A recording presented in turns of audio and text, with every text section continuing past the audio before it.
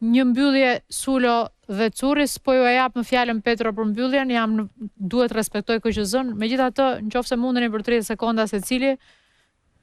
Sulo, ka diçka për të thënë?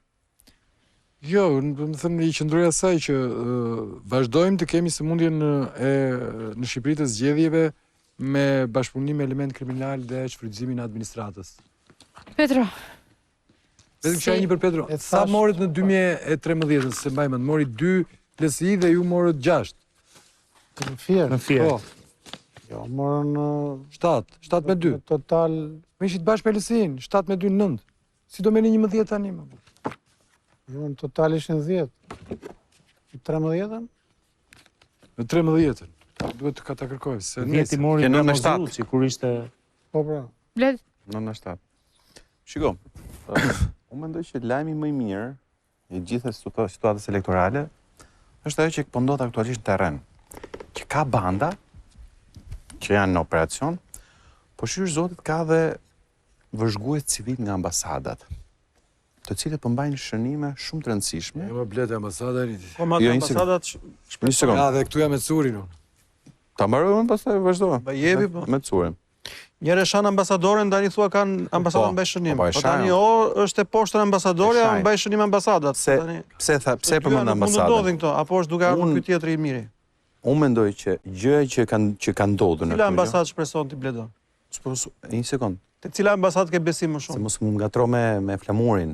Jam Bledi. Jo, me kë flamuron? E kupton? Jam duke folur si gazetar. Flamunoka ka flamurin e vet. Te po them. Beson në ambasada flamur. Mos më ngatro me zyrtarët e PD-s, po flas për një gjë që është më e rëndësishme se sa kjo. Por unë po të them ajo që po flas koka, te cila ambasadë? Ma le ta mbaroj se e kam lajm këtë. E kam lajm. Vazhdo. Unë nga ambasadat dhe nga ambasada konkretisht amerikane nuk kam pritur që këta të vendosin dhe të bëjnë rokade në parti. Një sekondë ta mbaroj. Me cila ambasadë? Një sekondë ta mbaroj. Ta mbaroj, ndoshta kupton ai gjë se çfarë po them. Kohën e KQZ-s. E kupton. Unë s'kam pritur asnjëherë nga ambasadat që ambasadat të diktojnë në rokadën. Unë kam pritur nga ambasadat që të jenë arbitër i paanshëm i një procesi i cili do të jetë sa më demokratik dhe sa më i pandiku. Një sekondë. Po një sekondë, por çfarë është të më mbaro. Jo mbaro. Jo mbarova. Nuk janë të paanshme. Mbaro. Nuk janë të paanshme. Mbrojnë interesat e shteteve të tyre. Bravo. Dhe shumica e shteteve të tyre janë me Ramën. Mbaroj. Mbarove? Po. Tani e kam. Jo e Bled. Ajo që unë kam pritur nga ambasadat dhe nga ambasada është që të jenë arbitër të paanshëm të një procesi i cili respekton maksimalisht ato që janë standardet demokratike, që raportet e këtyre institucioneve, qoftë të dashit, qoftë raportet zgjedhore, na kanë thënë që këtu në 2021 dhe në 2023 partia dhe administrata dhe pushteti dhe bandat u bën një për zgjedhjet.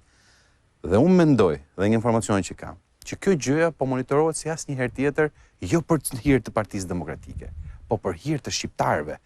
Dhe unë i ftoj bandat dhe Edi Rama sigurisht që të bëjnë maksimumin që t'i vjedhin këto zgjedhje, vetëm e vetëm që ata një sekond se mbarove, që ata që duhet të shohin, ta shohin tamam se çfarë është instaluar për kanë parë dhe nuk bëjnë asgjë. Mbylli të dy asyt. Mirë. Arritëm më në fund, do ta respektoj rigorozisht kohën sonte në Top Story. E theo, Petro. Po, Petro, ta thash, po mendova që... Jo, po, ma thuaj. Unë do përsëris atë që thash shqiptar. Që një kali fort e mund një mund të ngordhë. E thama, bravo, e ke qarë. Ditën e nesërme, në orën 21, kemi Edi Ramën në Top Story, ditën e premtet, pas nesërme, kemi Sali Berishën në Top Story.